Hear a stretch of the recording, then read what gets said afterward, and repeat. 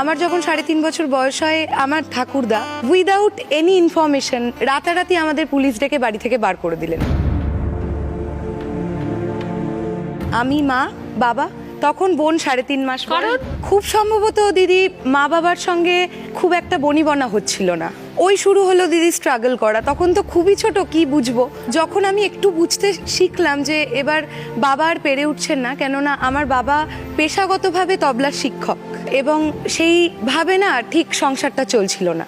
আর মাও গানের টিচারই করতেন। আমি যখন ক্লাস 7-এ পড়ি, হঠাৎ করে মা বাবার মোটামুটি সমস্ত টিউশনগুলো চলে গেল আস্তে আস্তে। তো তখন আমার মনে হলো যে আমাকে একটা কিছু করতে হবে। এরকমও দিন গেছে দিদি, দিনের পর দিন বাড়িতে 50 গ্রাম সর্ষের তেল আনা হতো। 50 গ্রাম তেল দিয়ে রান্না হবে, গোটা দিনের রান্না। আমরা 4 জন বাড়িতে। বাবা না যে কোনো রকম কাজ করতে পারবেন না, এই কারণেই বলছি, বাবার বংশমর্যাদাটা একটু অন্যরকম ছিল। সেখান থেকে আমার বাবাকে চায়ের ব্যবসা শুরু করতে হয়। বাবার পাশে দাঁড়াতেই হবে। আস্তে আস্তে ঈশ্বরের আশীর্বাদে একটা একটা করে টিউশন বাড়তে বাড়তে এখন আমি প্রায় 20-25 জনকে গান শেখাই এবং শো করি। তুমি মূলত কিরকম ধরনের গান গাও? সেমি ক্লাসিক্যাল গাই, কিন্তু শোজ করি ফোক সং এর। আর তুমি শেখাও, ক্লাসিক্যালি শেখাও? হ্যাঁ, ক্লাসিক্যাল শেখাই। বোনও গান করছে? না, বোন অ্যাথলিট, ও ডিস্ট্রিক্ট চ্যাম্পিয়ন। তা আজকে তোমার একটা ফোক হয়ে যাক। হে পিন্দাহারে পলাশের বহর, পলাহাব পহলাব মোহর।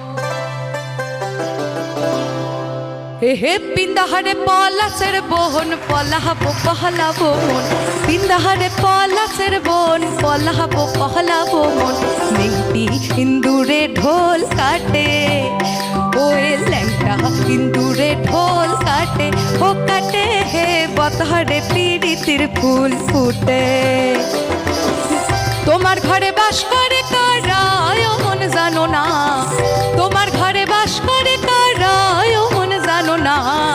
তোমার ঘরে বসত করে কয়জনা মন জানো না, তোমার ঘরে বসত করে কয়জনা।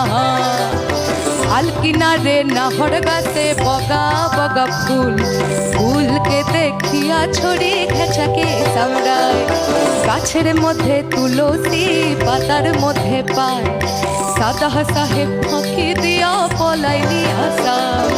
সাদা সাহেব ফাঁকি দিয়া পলাইলি আসাম, সাদা সাহেব ফাঁকি দিয়া পলাইলি আসাম।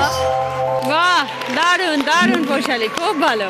এইভাবে জীবনে আরো আরো অনেক বড় হতে হবে পৌশালী, ঠিক আছে? এবং বাবা মাকে আনন্দে রাখতে হবে, তুমিও ভালো থাকবে। All the best.